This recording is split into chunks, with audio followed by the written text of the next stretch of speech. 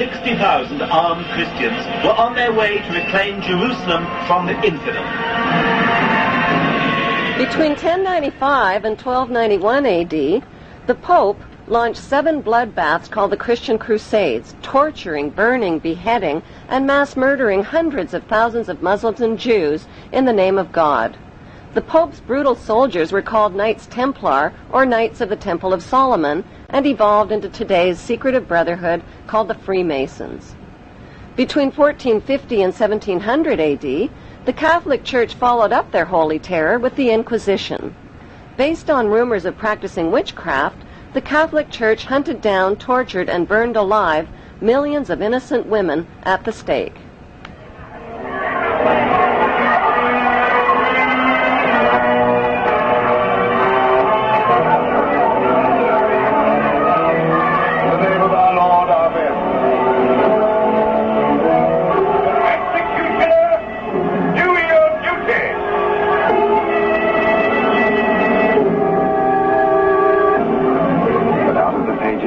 Is to emerge the one truth.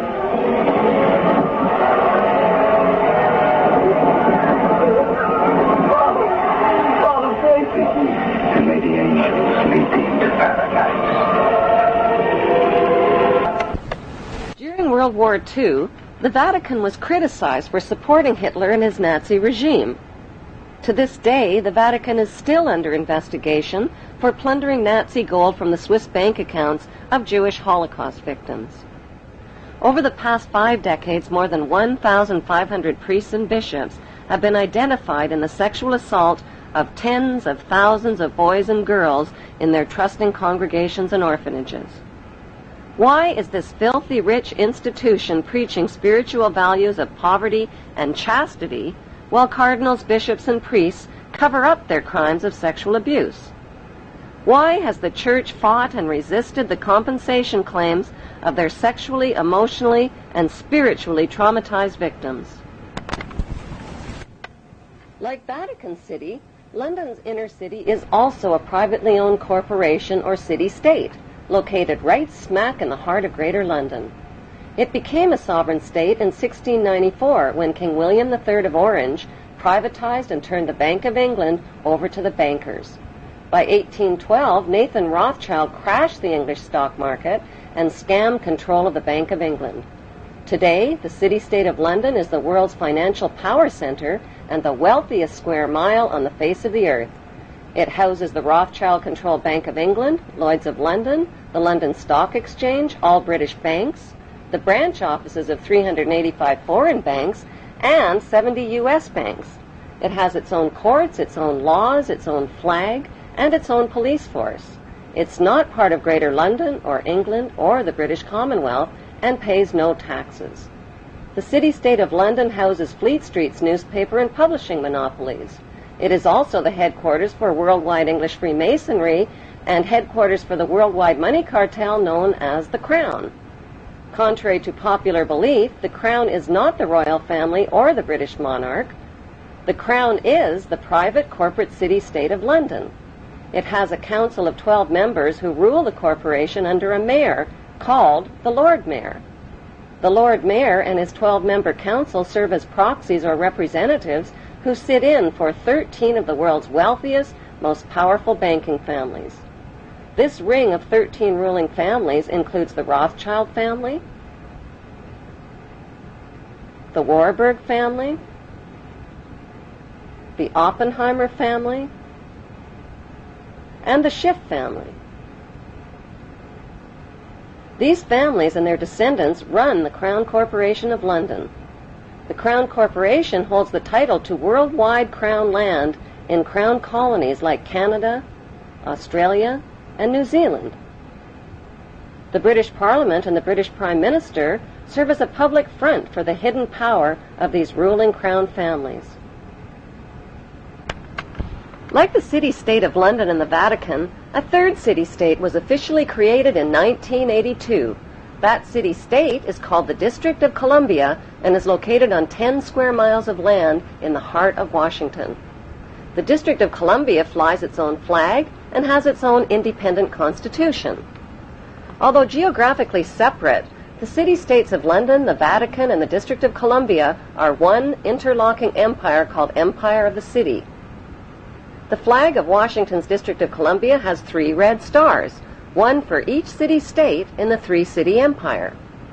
This corporate empire of 3 city-states controls the world economically through London's inner city, militarily through the District of Columbia, and spiritually through the Vatican. The Constitution for the District of Columbia operates under a tyrannical Roman law known as Lex Fori, which bears no resemblance to the U.S. Constitution. When Congress passed the Act of 1871, it created a separate corporate government for the District of Columbia. This treasonous act allowed the District of Columbia to operate as a corporation outside the original Constitution of the United States and outside of the best interests of American citizens.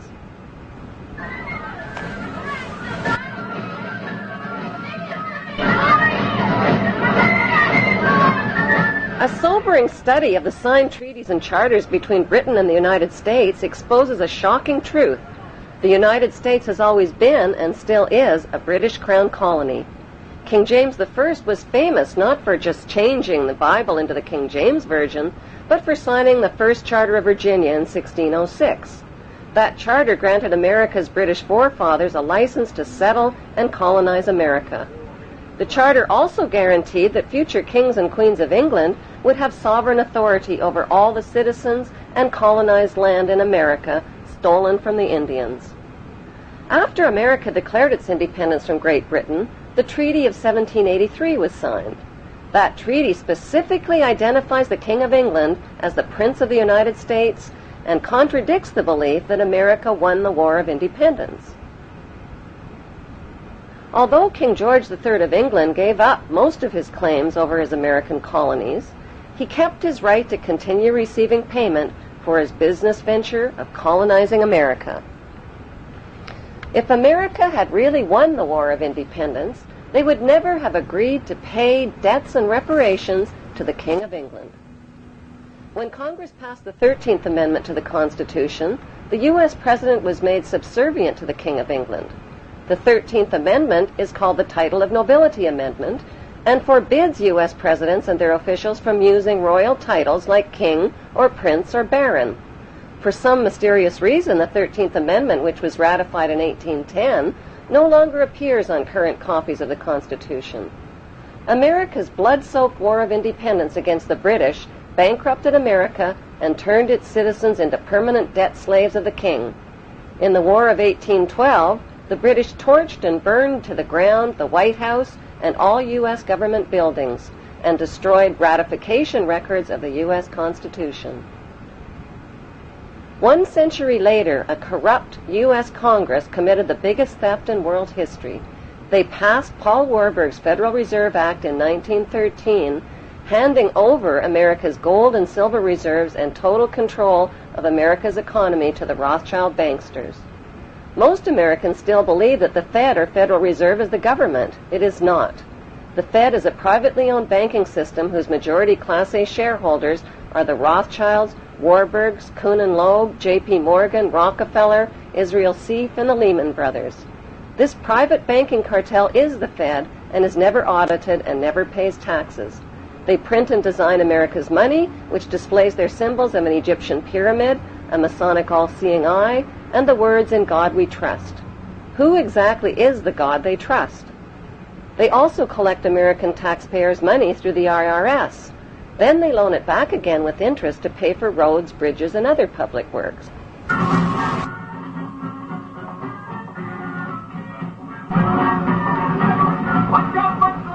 American presidents are handpicked and financed by these special interest power groups. Like George W. Bush, John Forbes Kerry, whose initials are JFK, is a member of Yale University's Skull and Bones Brotherhood.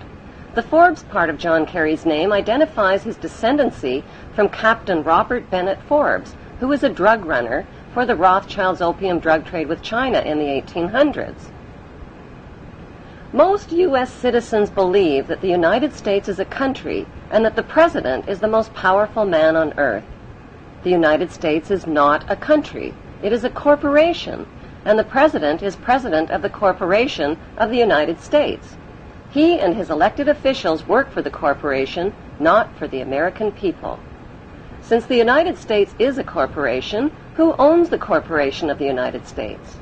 Like Canada and Australia, whose leaders are prime ministers of the Queen, and whose land is called Crown Land, the United States is just another Crown colony.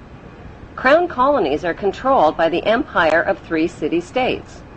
At the center of each city-state is a towering, phallic-shaped stone monument called an obelisk that points skyward. In D.C. city-state, the obelisk, known as the Washington Monument, was dedicated to Freemason George Washington by the Freemason Grand Lodge of the District of Columbia.